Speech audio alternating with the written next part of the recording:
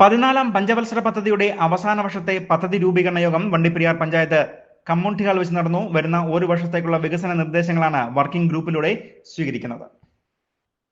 Rainbow news വാർത്തകൾ നിങ്ങൾക്കായി അവതരിപ്പിക്കുന്നത് KG's ജ്വല്ലറിയുടെ അതുല്യമായ ആഭരണങ്ങൾ.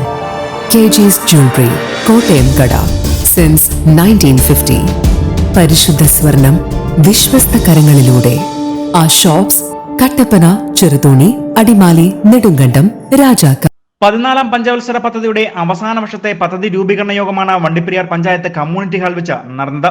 പദ്ധതികളെക്കുറിച്ച് വിവിധ ചർച്ചകൾ നടന്ന യോഗത്തിൽ വികസനകാര്യ standing committee chairperson R സെൽവത്തായി അധ്യക്ഷയായിരുന്നു. Vandiperiyar ഗ്രാമപഞ്ചായത്ത് സെക്രട്ടറി ബിനോയ് പി ടി സ്വാഗതം ആശംസിക്കുകയും വണ്ടിപ്പെരിയാർ ഗ്രാമപഞ്ചായത്ത് പ്രസിഡന്റ് ശാന്തി ഗിരിദാസ് വികസന പദ്ധതി രൂപീകരണ യോഗം ഉദ്ഘാടനം ചെയ്യുകയും ചെയ്തു. നിയമസഭാ തെരഞ്ഞെടുപ്പിനുള്ള വിജ്ഞാപനം വരാനിടയുണ്ട്. തെരഞ്ഞെടുപ്പ് വിജ്ഞാപനം വന്നു കഴിഞ്ഞാൽ ഏതാണ്ട് മെയ് മാസം ലാസ്റ്റോടുകൂടി, മെയ് മാസം 2-ാം തീയതിയോടുകൂടിയായിരിക്കും പുതിയ നിയമസഭ അധികാരത്തിൽ വരുന്നത്.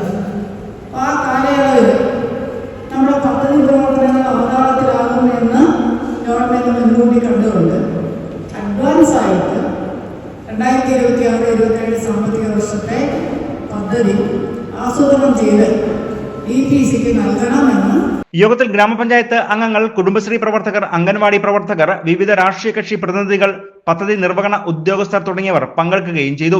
തുടർന്ന് കൃഷി, പശ്ചാത്തല വികസനം, പൊതുമരാമത്ത്, മൃഗസംരക്ഷണം, ധനകാര്യം തുടങ്ങി 14ഓളം ഗ്രൂപ്പുകളായി തിരിഞ്ഞ് ചർച്ചകൾ നടത്തുകയും വരുന്ന ഒരു വർഷത്തേക്ക് നടത്തേണ്ട പദ്ധതികൾ രൂപീകരിക്കുകയും ചെയ്തു.